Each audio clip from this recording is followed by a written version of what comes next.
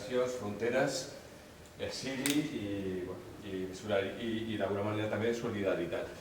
Avui tocava i estàvem parlant amb Mariano Hispano, Pajares, es el momento... Me pasa a mí, con todo el mundo. Sí, vacío, horror, ante el público. Bé, d'entrada hem posat les imatges dels quals soc una mica corresponsable, que és una estudiant que vam fer per la Setmana Negra de Gijón, parlant de les fronteres, i en aquest cas parlaven dels últims dies de Walter Benjamin. Espera a veure si comença... No, perquè aquí estan els coidares. Bé, les imatges, si veureu, estan passant a ell, a la primera parla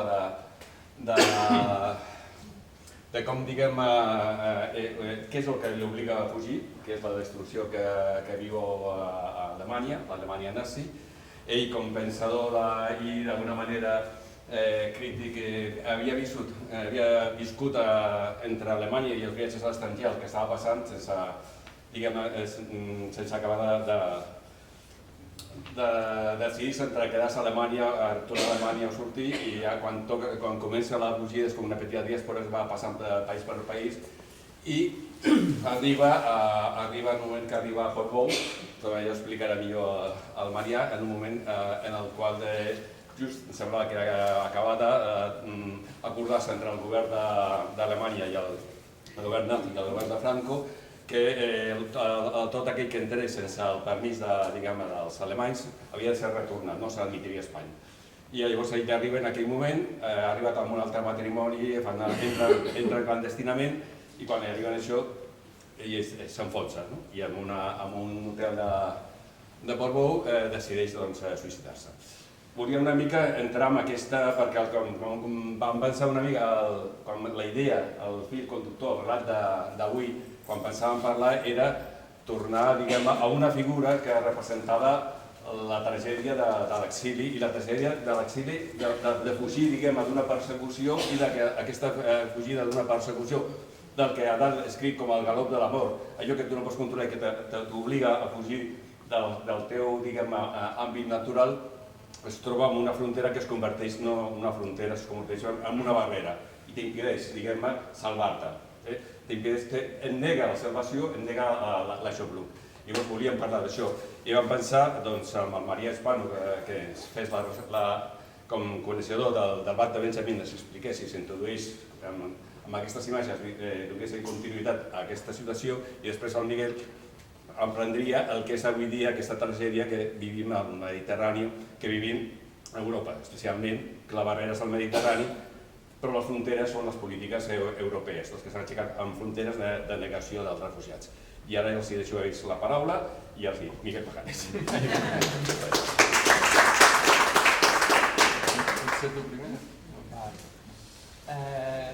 Es tracta una mica d'això avui, de parlar que Europa va esdevenir una ratonera, un cul de sac, igual que ara Síria, igual que ara l'Orient Mitjà. Per tant, es tracta de trobar afinitats, de saber que tots els col·lectius, totes les tribus, tots els grups humans tenim les dues cares de la moneda i que d'alguna manera hem d'aprendre de les situacions i de la història que hem viscut. Per tant, el que estan vivint aquesta gent, aquests ciutadans i ciutadanes de Síria, doncs es va viure a Europa. Europa va ser un cul de sac, Europa va ser una ratonera per moltíssima gent. Llavors jo voldria començar una mica el relat parlant del Walter Benjamin i parlaré també del Joseph Louis Serre, de l'arquitecte, sempre defensant que agafem aquestes persones com a fil conductor, però mai per construir cap heroïcitat, ni cap, perquè en nom d'ells, jo penso que respectant-los, quan parlem d'ells parlem de cadascuna de les persones, sigui home, nen, dona, que estan en aquesta situació. Que potser no podem construir també el seu relat, perquè no són escriptors, o són gent treballadora, o són pagesos, o són tal, però que es mereixen que també els individualitzem un per entendre l'escala del drama. Jo penso que al final a vegades s'escau pels mitjans de comunicació i tal amb crear definicions una mica com líquides, els refugiats, els exiliats, i al final veiem com una massa que no té noms ni cognoms. Jo penso que cada cop que veiem una imatge hauríem de veure una persona amb una edat, amb un passat, amb una projecció de futur que s'ha trencat, per dimensionar el tema. I per tant m'agradaria començar jo el 1932 i el 1933, que és quan tenim una illa al Mediterrani que es diu Eivissa i en la qual el Walter Benjamin, fugint ja d'una situació personal molt difícil, s'acaba de separar de la seva dona, a Alemanya hi ha més zones d'Europa, de l'est, inclús a França i Itàlia, hi ha una pressió sobre els jueus, sobre els sindicalistes marxistes, sobre els socialdemòcrates, i per tant, d'alguna manera hi fuig a Eivissa sense saber ben bé què és Eivissa, però fuig allà com un exili, com un autoexili emocional i diguem-ne que també, en certa manera, anímic.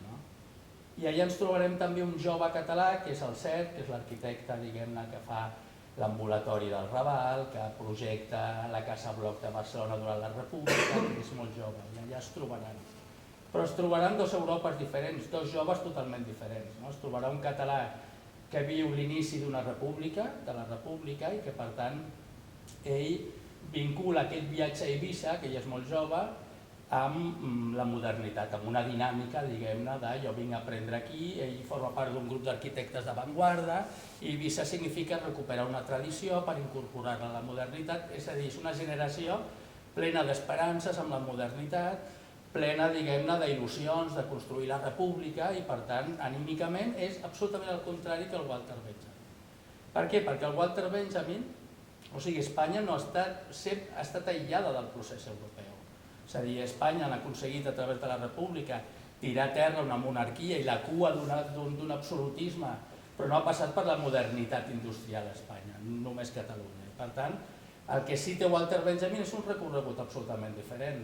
Ell ha viscut una modernitat a Europa en la qual els valors fonamentals de la Revolució Francesa s'han perdut. Per què? Perquè hi ha hagut una Primera Guerra Mundial. I per tant, el Walter Benjamin és molt conscient que la modernitat sense els valors republicans, que és el que està vivint Europa, és el dogma romàntic, és a dir, és el dogma dels totalitarismes. Perquè a Europa els valors s'han anat en orris, hi ha 13 milions de joves que han mort a la guerra, tots aquells valors pels que Europa havia lluitat, una part d'Europa havia lluitat, és una Europa absolutament perduda a nivell de valors. I per tant, ens trobem un jove i un que no és tan jove, que ja té 36 anys quan va a Eivissa el Walter Benjamin, que viuen una realitat diferent. El Walter Benjamin a Eivissa descobreix una possible utopia, descobreix un paisatge que és anterior a la modernitat europea i per tant ell diu, ostres, això és com tornar enrere, és com una oportunitat d'aquella modernitat que està destrossant Europa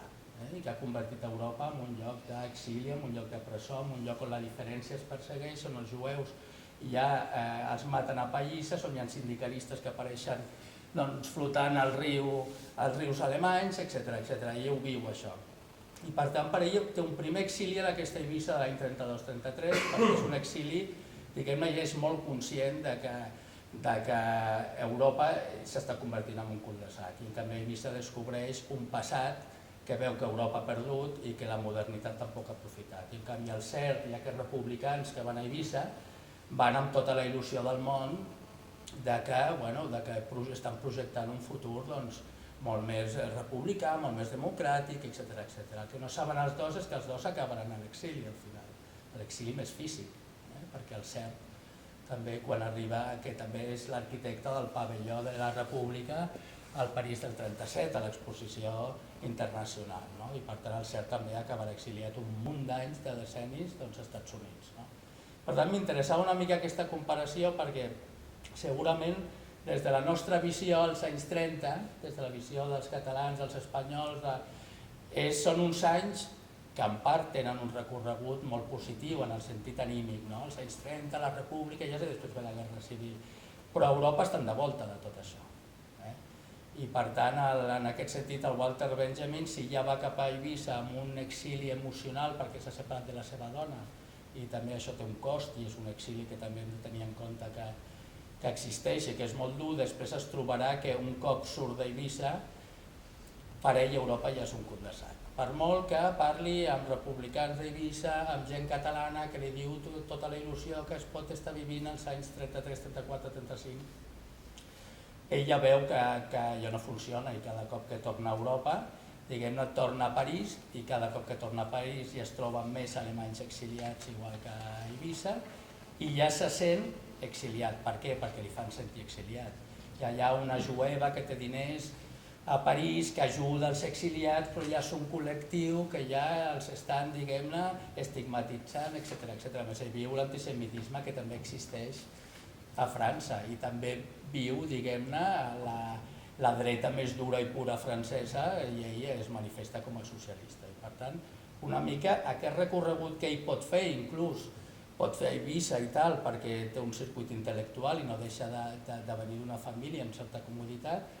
Hi ha molts treballadors i treballadores d'Europa i gent compromesa que no pot fer ni aquesta redescoberta del món d'abans de la modernitat, que està allà per Europa, doncs, diguem-ne que patint les conseqüències d'una cultura absolutament, diguem-ne, que comença a marcar i a violentar la diferència.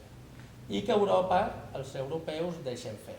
És una mica el que ja fa anys que veiem a l'Orient Mitjà i que això també és interessant, ser molt conscient de que quan tu deixes aixafar una formiga s'acaba matant l'elefant. A Europa ja fa molts anys que es cometen abusos sobre, i torno a dir-ho perquè és així, sobre el món sindical, sobre els jueus, sobre la gent compromesa i desapareix gent, etc. I passa tant per aquest esfonsament de valors, marcar les diferències, però passa tant amb un Moscou del 37 com a l'Alemanya nazi, com a la França del Petain, és a dir, aquesta falta de valors republicans es nota amb aquella construcció del romanticisme més dogmàtic, amb la idea aquesta. Llavors, l'altra gran pregunta, després continuarem amb el Walter Benjamin, que m'agradaria plantejar, és on era l'Alemanya del país de Walter Benjamin? On era la França d'un comunista francès? On era la Polònia d'un jueu polac? És a dir, allò que construïm i que ara mateix hi ha un debat aquí molt potent, que parlem de països com a entitats, allò que deia, on eren, de cop, tot aquell amor que tenien els nazis per a Alemanya, on era l'Alemanya per Walter Benjamin, on era la seva tribu. I per tant, això ens ha de fer pensar que la construcció d'un país necessàriament passa perquè es sostingui amb coses palpables i per tant amb drets i amb deures democràtics, perquè si no, què és Síria pels sirians? Vull dir, aquella Síria del moviment basc que parlava tant de la Síria que la gent es va muntar aquella pel·lícula, on la tenen ara aquesta idea de país? I per tant, jo crec que com a historiador, ja ho dic, i com a polític que soc també, vull dir, totes aquestes construccions han de tenir una realitat palpable, perquè quan caiem en imatges són molt fàcils de manipular i de tal, i gent tan alemana en el sentit de tribu com el Walter Benjamin, o tan espanyols com eren els republicans, doncs això s'esfuma de cop, ni és un ajut per ells, al contrari segurament, ni conté cap element solidari, ni què li passa a Walter Benjamin? Perd Alemanya, però és que després perd a un cercle important d'amics que com sempre quan un té problemes desapareixen. Perd la seva línia primera frontal, que és la seva dona, i després un altre amant que té a Eivissa. Es queda en un cercle amb el Bertolt Brecht, es queden 4 amics o 10 amics. I quan al final, que ara explicaré una mica la línia, torna a Portbou, ell escull el seu últim exili. És que al final, quan una persona també segurament reflexiva o potser cadascú té sortides davant d'una crisi, però al final quan tu estàs sol i tu ets la tribu, tu decideixes si prens una pastilla de morfina o no. I per tant jo penso que buscar i treballar per aquests espais de seguretat que comencin per tu mateix, perquè cada ciutadà i ciutadana tingui armes i estratègies per lluitar, perquè els models familiars funcionin en valors, siguin el model que vulgui cadascú, i que aquest cercle de solidaritats vagi creixent, això fa un país. Un país al final pot ser una Espanya o una Europa democràtica, i si això no funciona seran els teus amics i la teva família que t'entenen, i si no la teva família on tu estaràs amb aquell espai de seguretat com amb el franquisme, que segurament l'espai social era intolerable però a casa teva tenies el teu entorn, però i si perds això també, i amb l'exili passa això, amb l'exili tu perds la teva llar, perds el teu sostre, és a dir, perds els teus morts que estan a baix i perds les teves il·lusions que estan a dalt. És un esquema fàcil, però tot això t'expulsa. Això ho viuen ara els sirians o ho van viure els republicans o els antifeixistes a tota Europa. Jo penso que aquesta reflexió és important, que no construïm dogmes amb utopies ni amb idees, perquè al final tot s'ha de sustentar. Jo crec que Walter Benjamin, tota aquella Europa va viure aquest cul de sac i aquesta cultura d'una manera tan terrible com els sirians, no? I és no trobar espais de seguretat. Això és el pitjor que et pot passar. I és que Walter Benjamin, el seu espai de seguretat al final era ell en una habitació. I la seva seguretat final doncs, va ser la morfina. Vull dir, que penso que és una sortida que pots compartir o no, però que pots entendre. No?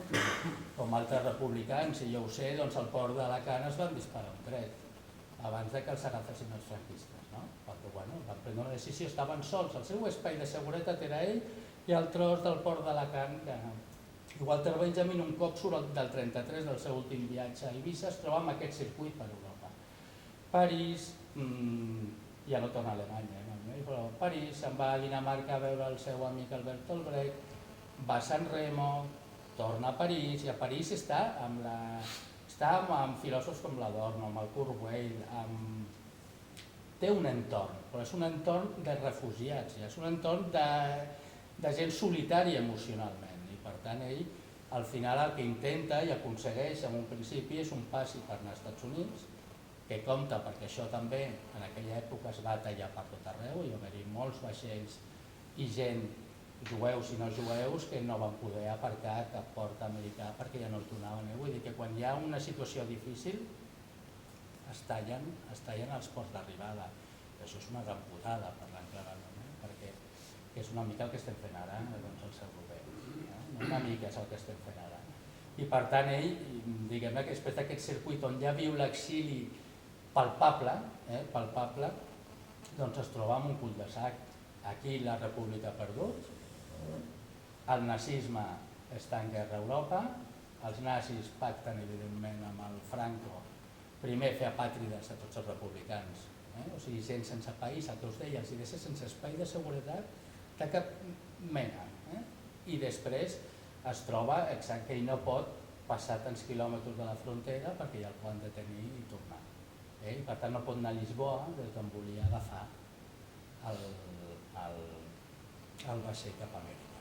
I una mica aquesta història és la història de desenes de milers d'europeus que van viure en aquell moment. Que és una mica, és el que passa a Síria, en quin sentit? En el sentit que un no s'espera l'altra cara de la moneda dels homes, és a dir, és que a vegades diu, bueno, però com és que la gent no se'n va anar? Perquè la gent no deixa el seu espai de seguretat primer, que és el que més té, que és casa seva. Fins que un deixa casa seva i tal, hi ha un temps humà de decisions. Ja hi va haver gent que va ser més borda i va dir, doncs jo me'n vaig ràpid, però la majoria de la gent, ostres, el seu espai és aquest, no? I al final es troben amb la tromba de violència i d'incomprensió i això fa, i el que deia, no només amb aquesta tromba d'ell, sinó també amb un entorn que ens agradi o no, normalment és bastant insolidari. Vull dir, bastant insolidari. En moments de violència i d'autoritarisme hi ha un egoisme de supervivència per part de molta gent i és, hòstia, jo no m'hi foto, si han empedrat aquell nano que era fill del sindicalista, jo em sap molt de greu, l'ajudaré, però no penso cridar a la plaça i hem de tenir un espai de comprensió per això, però que vull dir que millor és treballar per no arribar mai a aquesta situació. I des d'aquí hem vist el conflicte de l'Orient Mitjà, portem 20 anys sense fer les coses ben fetes i ara doncs ens sorprèn, no? Jo penso que, ara ja deixaré parlar d'aquest tema, però igual la gran lliçó de l'Europa aquella que no vam aprendre del tot, jo crec que hi ha coses que sí, però hi ha moltes que no, és que no pots deixar passar ni una, perquè quan deixes passar una deixes que s'esfonsi el valor, i quan tu deixes que peguin a un nen al pati i tu no dius res, doncs aquí comença una espiral de deixar els valors de costat. Jo crec que una de les lliçons d'Europa és aquesta, quan es anaven manifestant elements de violència, autoritarisme, com el que estem veient ara. No estem reaccionant ni davant de la posada de l'ultradreta europea, ni estem reaccionant amb aquesta gent que està venint aquí reclamant un dret que és la solidaritat. més enllà de qualsevol Constitució, és un dret que ens hem d'autoimposar tots, i anem deixant passar, i al final si anem deixant passar ens hem desarmant de valors, i quan no tinguem valors podrem fer ben poca cosa. Una mica per aquí et deixo enllaçar amb Síria. No, perfecto, porque si hemos de hablar de la situación actual hay que partir de esto. Lo que tenemos es un problema de pérdida de valores en Europa. Hay que partir precisamente de lo que estabas diciendo. Se habla de crisis de refugiados. No hay una crisis de refugiados. En todo caso, cada refugiado vive su propia crisis. Pero si hablamos en términos más generales, lo que tenemos es una crisis de Europa, una crisis de los valores europeos. ¿Cómo se está abordando el tema de los refugiados? Hubo un momento, allá por septiembre del año pasado, bueno, que algunos países parecían que decían que, sobre todo Alemania, Angela Merkel, que había que dar una salida al tema de los refugiados y tal. Pero eso pronto evolucionó en una dirección completamente distinta. Pronto se impuso el discurso del coste de los refugiados, ¿no?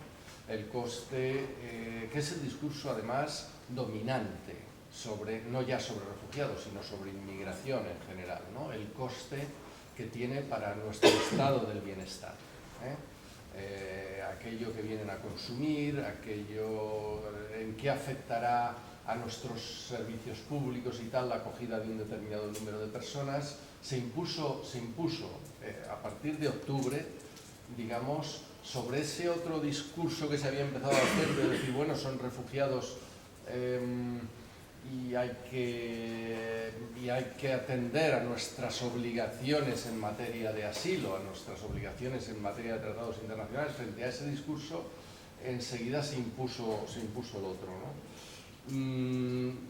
Acompañado de otras derivaciones, ¿no? Como el coste también en materia de terrorismo. O sea, con los refugiados, ¿cuántos terroristas vienen? Ahí se estableció una relación directísima, sobre todo a partir de los atentados que se produjeron, pero los atentados terroristas que se han producido en Europa, en todos los casos los han ejecutado europeos. Europeos de ascendencia musulmana, los que han sido atentados de tipo yihadista, pero nacidos en Europa, educados en Europa. Todos los terroristas que se han ido localizando, todos y cada uno de los atentados que se han ido produciendo, no son gente recién llegada, en ningún caso han sido, y mucho menos refugiados, de los que estaban llegando en ese momento. Ahí se vincularon otras cosas, también el discurso de la delincuencia, y más cuando pasó lo de Nochevieja en Bolonia, en fin, que luego también se demostró que no había participado ningún refugiado, pero es igual. Digamos que se impone el discurso de los costes que tiene, y sobre todo económicos. Luego, esta crisis de valores que se produce en Europa tiene expresiones radicales, ¿no? Como las posiciones de los países del este. Se construye un eje, Polonia, Hungría, República Checa, Eslovaquia, un eje absolutamente anti-refugiados, anti cualquier tipo de solidaridad, que se opone a todas y cada una de las medidas que la Comisión Europea o los acuerdos de gobierno,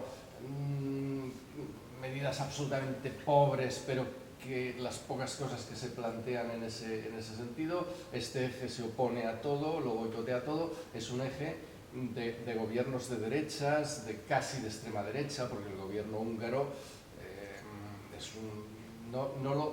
no decimos que el partido de gobierno es de extrema derecha porque tiene otro partido que es el segundo, el Jobbik, que es un partido neonazi, que es el segundo del país, pero es que el partido de gobierno prácticamente es de extrema derecha ya. Entonces, bueno, claro, evidentemente esto tiene un momento de exaltación con todo el tema de los refugiados que nos muestra lo que hay ahí, que ya lo sabíamos, pero Europa se estaba autoengañando un poco pensando que a esos supuestos valores europeos estábamos acogiendo a los países y las poblaciones de la Europa del Este que se habían ido incluyendo en la Unión Europea y tal, ¿no? Cosas como Eslovaquia, diciendo que acogerían pero solo algunos refugiados, pero solo cristianos, es decir, haciendo algo que vulnera todas las leyes antidiscriminatorias de la propia Unión Europea, los tratados, y sin embargo diciéndolo, afirmándolo y aplicándolo además. Quiero decir que Dinamarca expropiando a los refugiados lo que llevaran encima, aprobando el Parlamento danés una ley para costear lo que costase su acogida y tal con lo que ellos trajeran.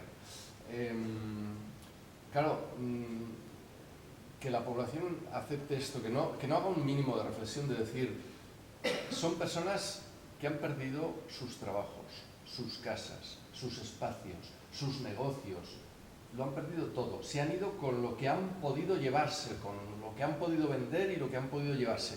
Y eso poco que han podido llevarse, que no todos han podido llevarse algo, pero bueno, los que han podido llevarse algo, vamos a suponer que entre los refugiados que pudieran llegar a Holanda, que luego no han podido expropiarles nada porque no llevaban nada, pero vamos a suponer que llevaran algo, eso poco es lo que ellos se plantean para reconstruir sus vidas en un país. Y lo primero que vamos a hacer es quitárselo. Es decir, que la población acepte esto con cierta normalidad, efectivamente, estamos ante eso, ante una crisis profunda de valores, ¿no? Eso que pasó en los años 30 en Europa, bueno, en otras circunstancias y con otros parámetros, pero estamos ante algo parecido. O Bulgaria, con grupos caza inmigrantes que se han formado por las ciudades, con el absoluto beneplácito de la policía, etcétera, y se están dedicando a buscar refugiados y tal, ¿no? O sea, somatenes caza refugiados que se han constituido. Luego todo el tema de los cierres de fronteras, de los vallados de fronteras, incluso entre países de la Unión Europea. Es decir, quiero decir, todo ese supuesto avance hacia un espacio común de libre circulación de trabajadores, etcétera, que hace tantos años que se viene construyendo, que no se acaba nunca de tal, en este momento sufre un retroceso tremendo. Y luego, en este tema de la crisis de valores, me gustaría, bueno, he puesto algunos ejemplos, pero se podrían poner más, porque están pasando cosas cada día de esta naturaleza. Pero me gustaría comentar lo de las elecciones, las últimas elecciones, las elecciones presidenciales en Austria, ¿no? Que finalmente ha ganado la presidencia del Partido Verde, pero que ha estado a punto de ganar el ultraderechista, ¿no? Hay un gobierno con participación socialdemócrata en Austria, en Viena. Quiero decir que no estamos hablando de un país que ya, como Hungría o como Polonia, que ya tenga gobiernos que son o muy de derechas o casi de extrema derecha. No, no. En Austria, en los gobiernos, en las principales ciudades y en el país, tiene participación con coalición y tal el Partido Socialdemócrata. ¿Qué hemos visto ahí? Que ha estado a punto de ganar un personaje de extrema derecha en las elecciones presidenciales. Hemos visto el resultado de un discurso y de una actitud también de una izquierda, básicamente de la izquierda socialdemócrata europea, que muy adaptada, muy acomodada en ese discurso, si no xenófobo, cercano a la xenofobia, ese discurso del control, de los límites, de que aquí no podemos acoger a todo el mundo, etc. En las últimas semanas, antes de las elecciones, el gobierno austriaco había evolucionado hacia ahí. Y había evolucionado hacia ahí intentando que en las elecciones presidenciales no ganara la ultraderecha. Había intentado competir por el voto xenófobo. Y el resultado es que la extrema derecha pegó un subidón y estuvo a punto de ganar las elecciones presidenciales. Eso es importante porque no es ahora, es que lo venimos viviendo desde los años 80 en Europa. El discurso dominante es un discurso xenófobo. Es el discurso que hay. Hay una izquierda más minoritaria y luego asociaciones de todo tipo haciendo otro discurso, pero hay un discurso dominante que es el discurso xenófobo. Y no se ha construido un discurso alternativo. Es decir, desde los años 80 todos los políticos saben que lo que da más votos es hablar contra la inmigración, más que hablar de solidaridad o de regular la entrada o de facilitar o de integrar. Lo que da más votos es eso. Y la derecha lo aprovecha, la extrema derecha por supuesto, y la izquierda, hay toda una izquierda mayoritaria que lo que ha hecho ha sido callarse. O sea, como no se encuentra cómoda con el discurso xenófobo, o en algunos casos lo ha practicado, o en el mejor de los casos se ha callado. Y no se ha construido un discurso alternativo. No hay en la sociedad un discurso que... Yo cuando hablo de esto siempre pongo el ejemplo de los debates entre Zapatero y Rajoy. Cuando debatieron en la segunda, que se presentaba Zapatero, y hablaron de inmigración, toda la discusión estuvo centrada en quién ha dejado de entrar a más inmigrantes. Zapatero le culpaba no a Rajoy, sino a los gobiernos anteriores del PP, que fue con ellos con los que entró más inmigración irregular, y Rajoy le sacaba los datos de residentes, que era verdad que había más residentes porque, claro, Zapatero lo primero que hizo fue una regularización. No es que le entraran más o tal, sino que hizo una regularización y entonces creció el número de residentes. Pero es igual. En ningún momento, digamos, Zapatero, que podía haber sido el que representara una postura alternativa a eso, en ningún momento se le ocurrió decir, bueno, es que no está mal que hayan entrado.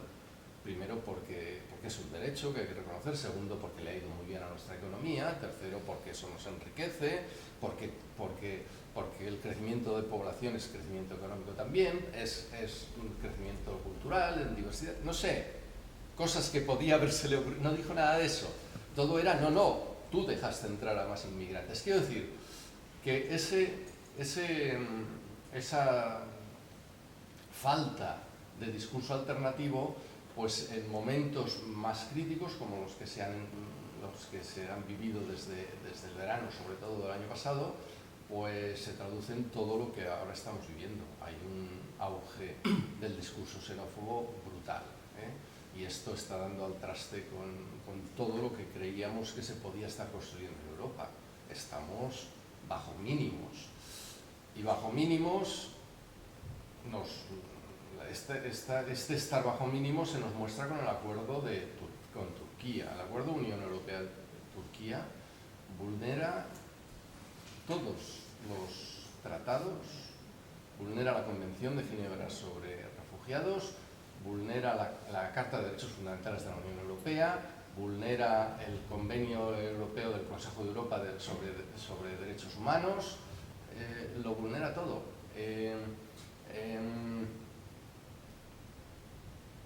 Se van a producir devoluciones colectivas. De momento está un poco parado, es verdad, y sobre todo ha habido un juez en Grecia que ha puesto freno a las expulsiones que se iban a producir de inmediato. Pero tal y como está dibujado el acuerdo, además se le paga a Turquía 6.000 millones de euros para que haga esa labor de contención y de policía, de gendarmes de frontera para impedir que los refugiados lleguen a territorio europeo, pero aparte de eso, que se le paga para ello, aparte de eso, se incluye un conjunto de cosas que vulneran claramente el texto de la legalidad. Las expulsiones van a ser colectivas, están prohibidas las expulsiones colectivas.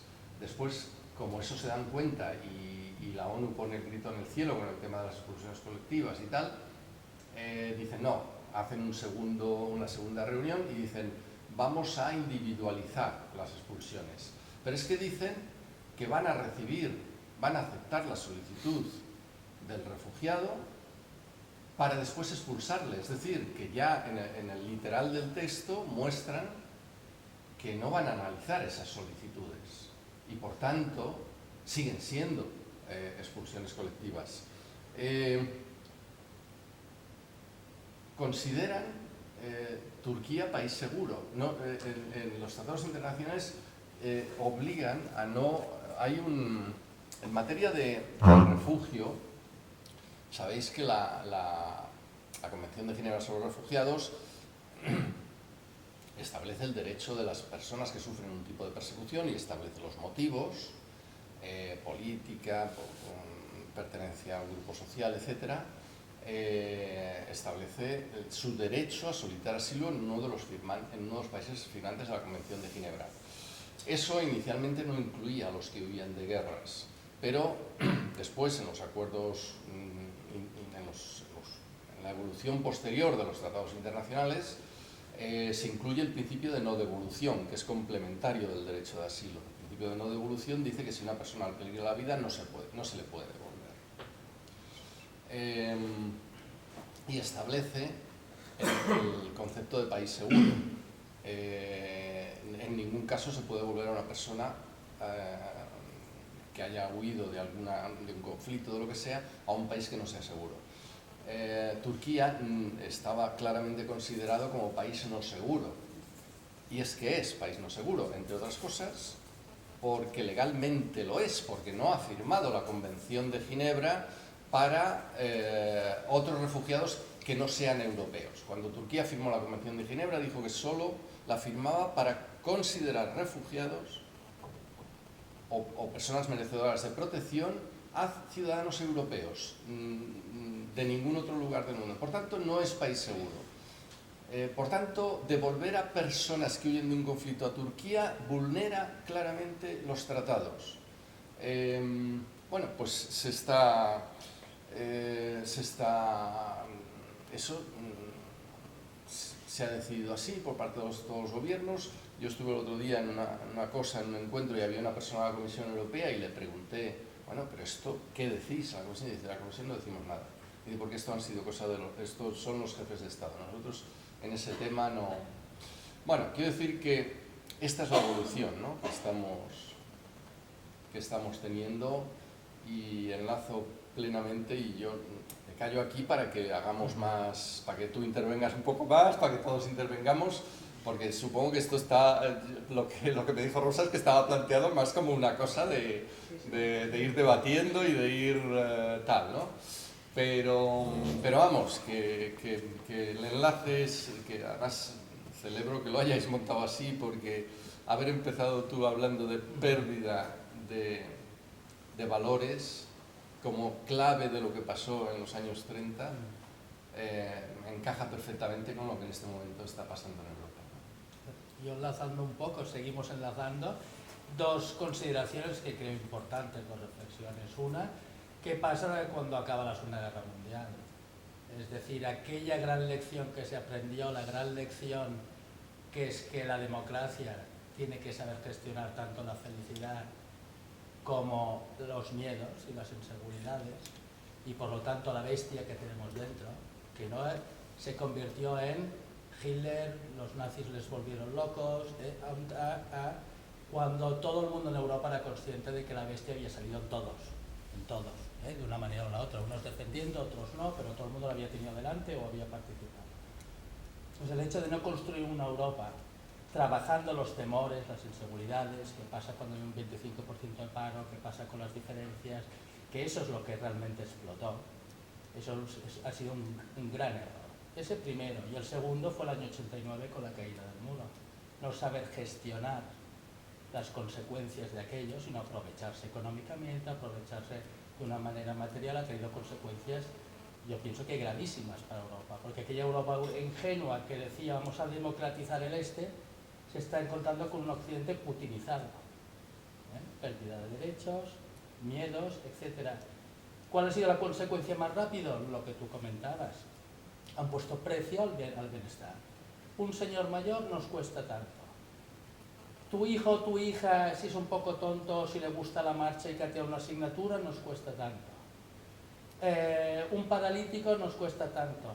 Todos los derechos se convierten en un valor material. Eso ha creado una cultura en Europa que le bloquea ante un problema como este doblemente, porque está calculando todo en clave de pérdida y en clave solo de dinero. Yo pienso que tanto esta falta de reflexión, y yo creo que evidentemente bien planificada del año 39 del año 45 hasta el 50, de cómo se reconstruyó Europa, yo creo que erróneamente, y cómo se ha gestionado la caída del muro, yo pienso que tenemos aquí un encaje muy difícil para aguantar aquellos valores que pensamos que Europa aún conserva. A mí me gustaría añadir a esto que es curioso esta Europa de los valores que tú dices, esta cuantificación, pero el fraude fiscal cuantificado genera una cantidad de dinero que podría pagar 10 veces a Turquía ese coste. Y curiosamente allí el espíritu crítico desaparece, los países no hacen absolutamente nada, ni al contrario hacen trampas, incluso salen gente de los que tendría que tomar la decisión, salen involucrados en papeles de Panamá y cosas como esa, ¿no? Y esa valoración económica siempre es para el tema de derechos y de recortes de derechos, pero no para buscar la solución, porque soluciones, para eso son políticos y tendrían que hacerlo. Y luego a mí también me llama siempre la atención de esto, el comportamiento nuestro, el comportamiento social, porque ante esto pues, no será por falta de información, no será por, la prueba es la gente que estamos aquí, los que seamos una masa, ¿no? No hay movilización para nada en estos aspectos. Viniendo de una sociedad como la nuestra, que sufrió por Bou, sufrió la inmigración de los años 60 y 70, y no tenemos memoria de eso, ¿no? ¿Cuántas veces hemos acusado a los franceses de inmovilismo por los refugiados de republicanos y no por los sirios? Antes de los sirios, ¿qué hemos hecho nosotros con el CIE de la zona franca? Una gente que está en un limbo, o sea, están encerrados, acusados de un delito administrativo, ¿no? Y están ahí encerrados en unas condiciones pésimas y aparte también un cierto limbo en un lugar que de repente se muere una persona, las cámaras no funcionan, el síndic de Greuges intenta entrar y casi no le dejan, ¿no? Claro, y a nivel de reacción social, ¿qué estamos haciendo? Es que si no hacemos nada por el CIE, ¿qué vamos a hacer por los sirios?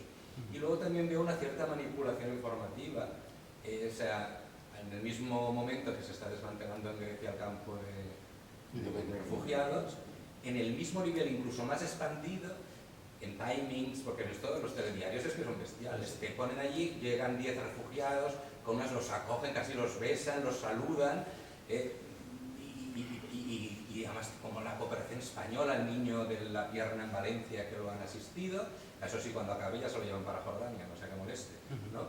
Y los asisten y nos quedamos, con eso voy, ya nos hemos quedado tranquilos, y sumas 10 más 13 eritreos que vinieron, llevamos unos 30 refugiados.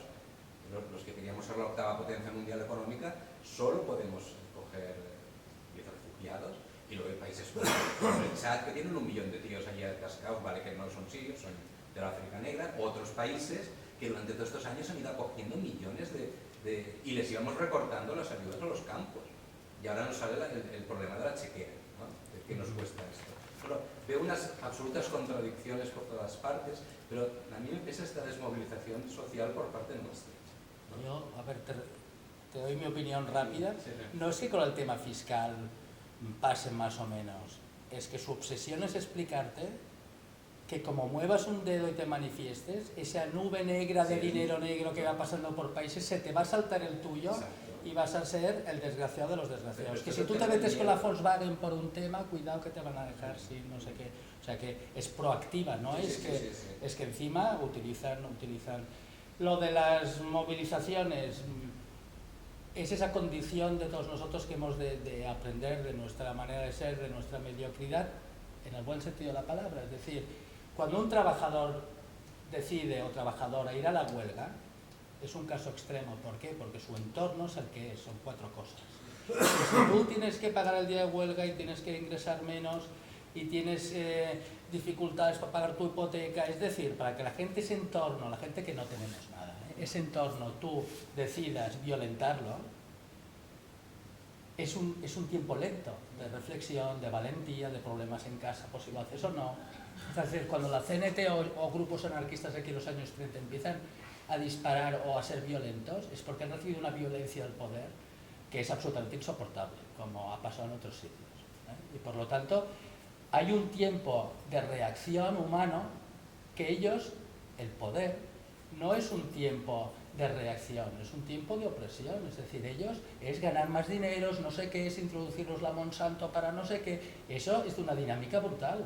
Y se están enfrentando a una dinámica social que tienes 4 y te dicen que te vas a quedar con 3. Y si haces la huelga, no sé qué, no sé cuántos. Y es humano que la reacción sea lenta y que es más fácil que los jóvenes pues empiecen siendo más agresivos o más militantes porque tienen menos que perder y no tienen idea de dijésemos, tiene un sentido del futuro diferente, porque gente de cierta edad, y esa hemos de entendernos para no caer en la decepción. Yo creo que si van agitando el tema acabaremos saliendo, pero también hemos de entender que hay unos entornos que son lentos de mover y que es muy humano. Eso es lo que te decía de gestionar como somos, entendernos mejor, ¿no? Yo, perdona, ahora déjame que le añada algo a lo que has dicho y luego había 2 que queríais, bueno, 3. Bueno, di. Si hay un diálogo sí, entre venga, los 3 y los demás, venga, no, sí, va. A ver si hay un pelín de orden.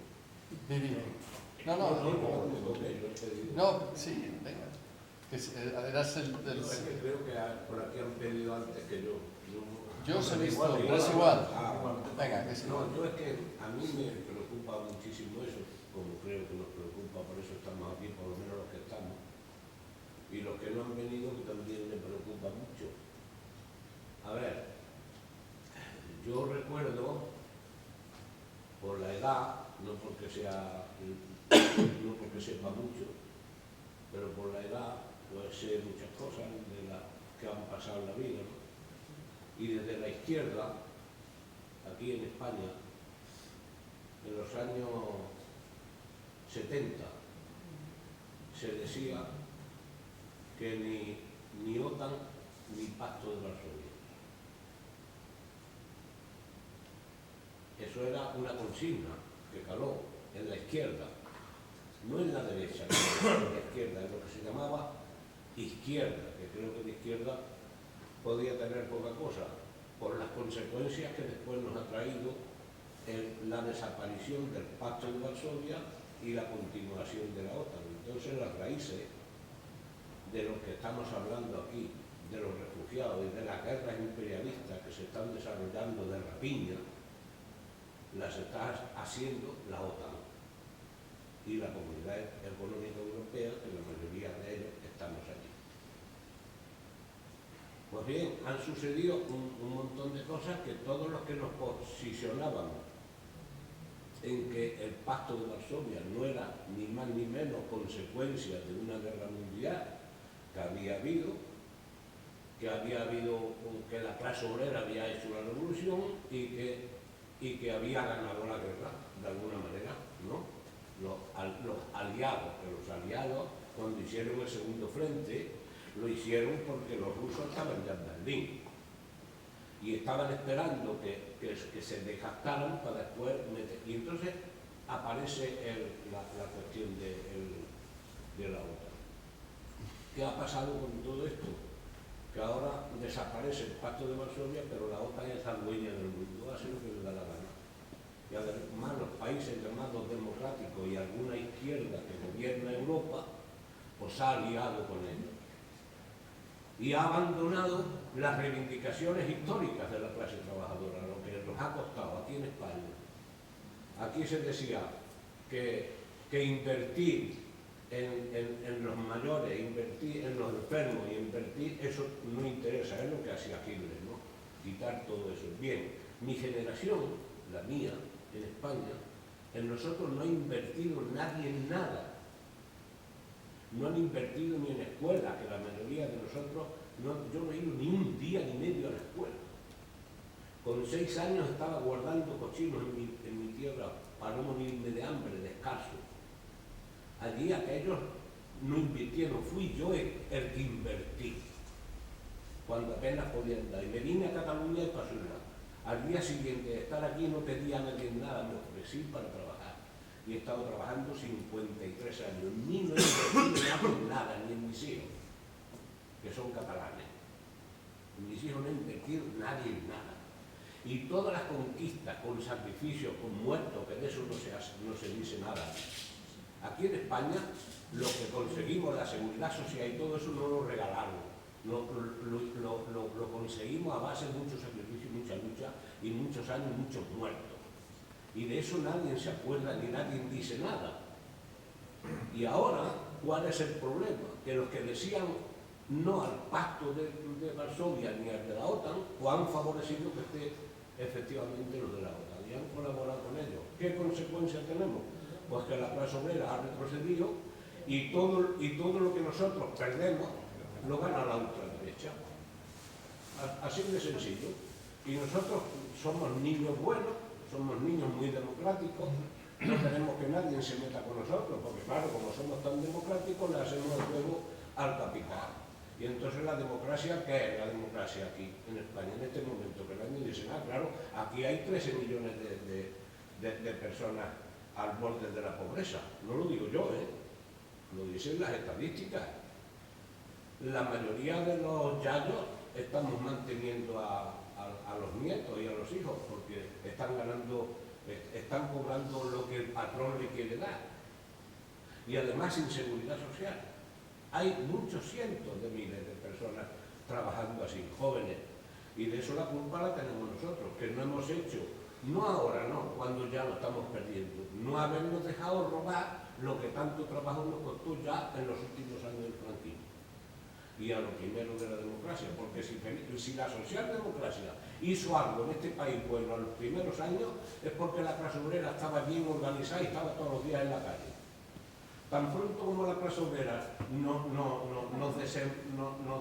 hicieron lo que nos han hecho, nos han disuelto, ¿el problema cuál es? El problema es las consecuencias que estamos padeciendo. Y claro, y aquí la culpa no la tienen ellos, solo ellos, la tenemos también nosotros, porque aquí nadie habla y ahora nos están enseñando los franceses cuál es el camino. Si la primera reforma que aquí se ha hecho, nosotros, los de las comisiones obreras, que hemos dejado mucha sangre en el camino, pero algunos lo están pisoteando, si eso, en el primer intento de recortar cosas, nos hubiéramos puesto de pie, no tendríamos las consecuencias que estamos teniendo ahora y las que van a venir.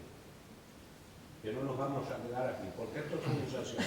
Y de eso es de lo que a mí me importa. Y perdón que acabo.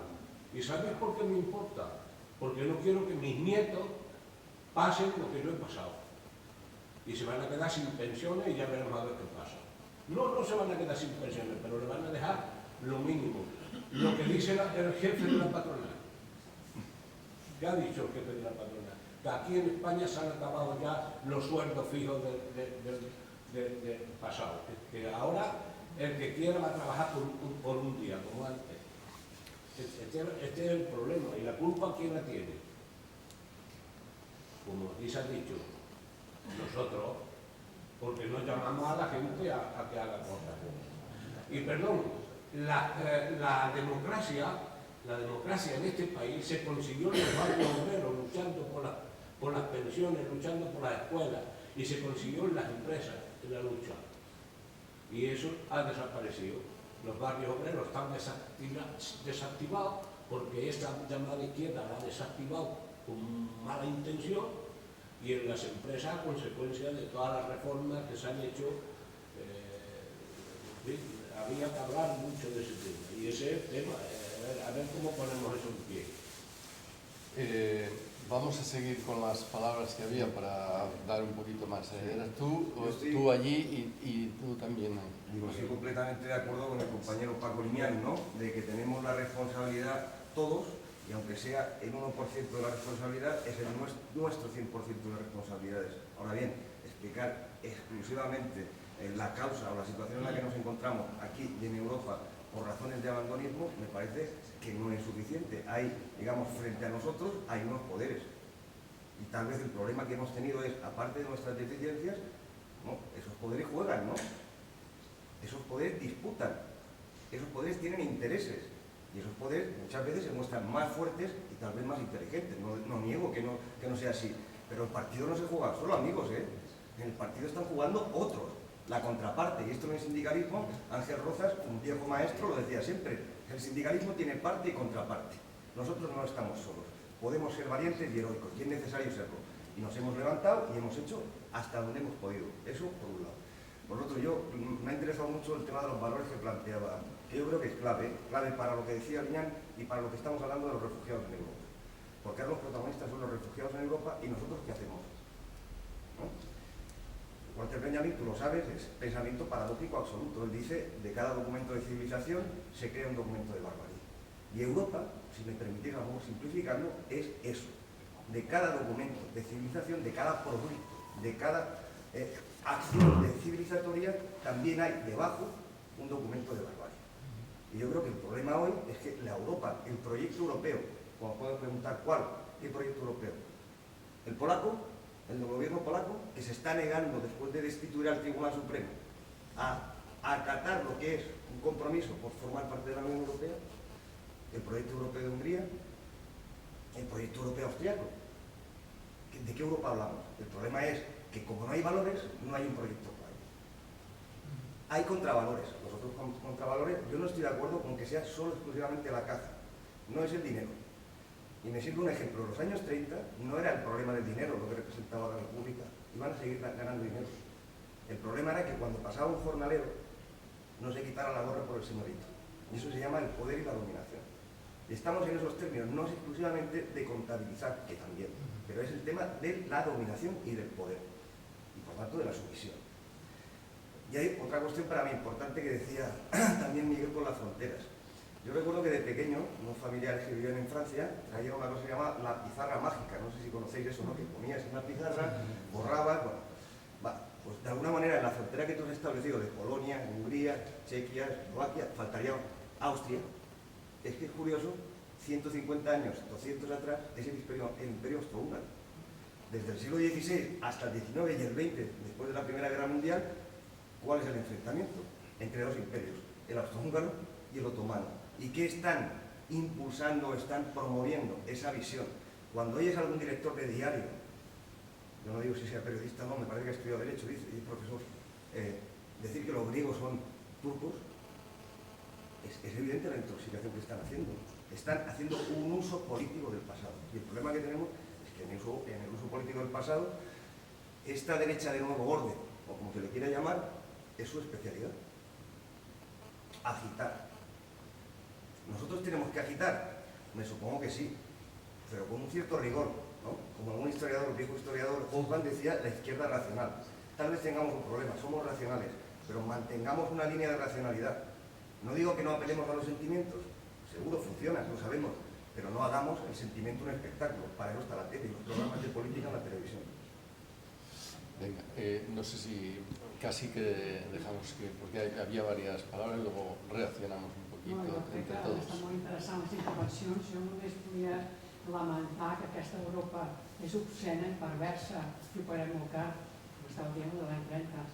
El que sí que et vull comentar tu, perquè vaig estar en un reportatge que van fer de Walter Benjamin, em sembla que eren uns instituts italians, que van estar investigant i dubtaven si verdaderament es va suïcidar.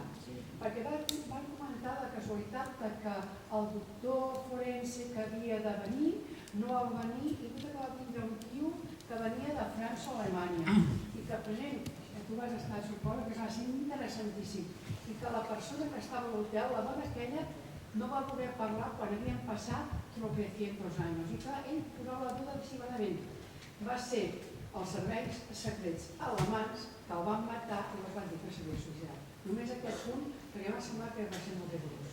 I bueno, la conferència molt bé, Venga, Jo volia dir, o quan parlàvem de valors, també el valor de la comunicació.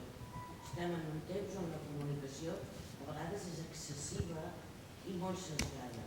I per tant, les coses que succeeixen en la realitat és difícil a vegades fins i tot de comprendre-les. Ja es parla d'Ilomeni i hi ha una infermera d'aquí a Catalunya que ha trucat dient aquí estan gassejant, aquí estan fent, aquí no sé què.